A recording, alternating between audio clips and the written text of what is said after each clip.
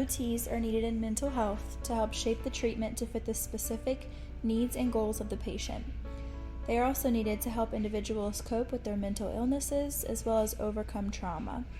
OTs can also help to provide motivation and empowerment to the patient, as well as helping them figure out their why by providing activities and things to do.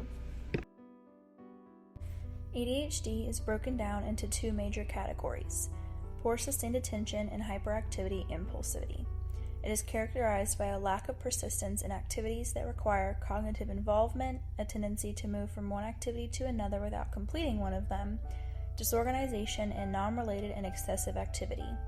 It presents usually in children between the ages of 4 and 17. The appearance of 6 characteristics of inattention and or at least 6 characteristics of hyperactivity impulsivity for more than 6 months must occur. Symptoms should be evident in 2 or more settings and reduce the quality of social, academic, and occupational functioning.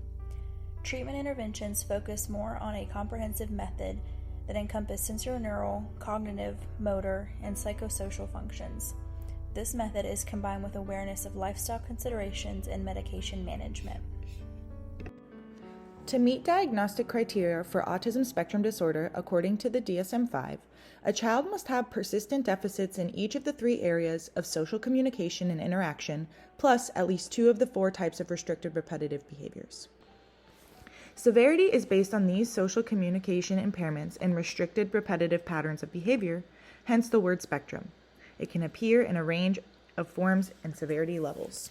Additionally, symptoms must be present in the early developmental period. As severity and deficits differ across the spectrum, so does specific impact on occupational performance.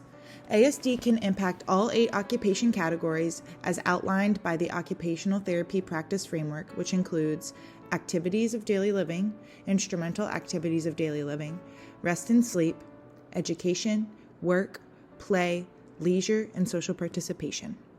ASD tends to present executive function deficits, behavioral difficulties, and sensory processing issues. ASD's prognosis and long-term outcomes can be impacted by treatments, early intervention, comorbidities, and early language communication abilities.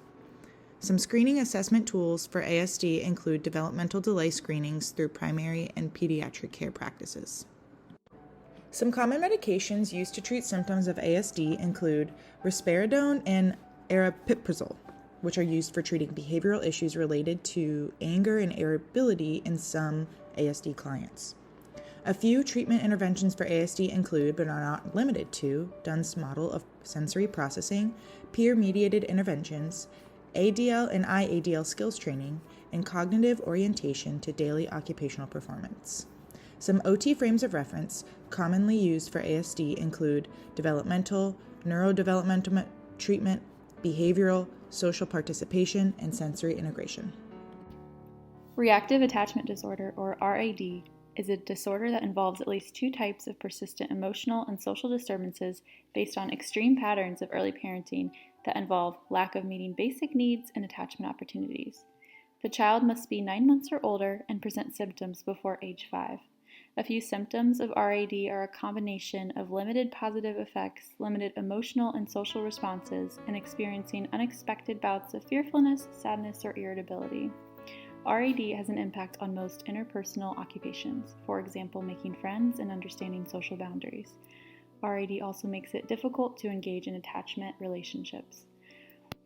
The prognosis for RAD is heavily dependent on the quality of care for the child after the traumatic event or time frame. Many kids are placed in foster care, and a stable home that meets basic needs is going to be the best thing for a positive prognosis. There aren't many screening assessments for RAD, however, the Relationship Problems Questionnaire can be used in schools. A few interventions for RAD are stable home-based placement, DBT, Dunn's model, and trauma-informed care. The frames of reference for RAD are developmental, cognitive, behavioral, and behavioral. Oppositional defiant disorder, also known as ODD, is a condition in which someone displays a pattern of uncooperative, defiant, and angry behavior toward people in authority. Some screening and assessment tools used for ODD include Connor's Comprehensive Behavior Rating Scale, Social Skills Rating System, and Reynolds Adolescent Adjustment Screening Inventory. The frames of reference used in OT for ODD include cognitive behavioral approach, Dunn's model of sensory processing, and mindfulness meditation. The diagnostic criteria for children to have ODD is they must demonstrate at least 4 of the 8 behaviors for at least 6 months with an individual who is not a sibling. They are often lose temper, often angry or resentful, often touchy or easily annoyed, often argues with authority figures or adults, often actively refuses or defies to comply with an adult's request, often deliberately annoys others, often blames others for his or her mistakes or behavior, has been spiteful or vindictive at least twice within the past 6 months.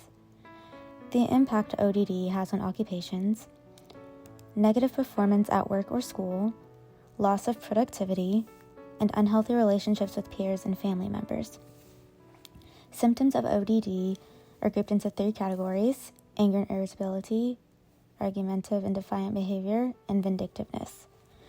The prognosis for children with ODD who do not receive treatment are more likely to experience significant issues at school, home, and in social interactions and relationships.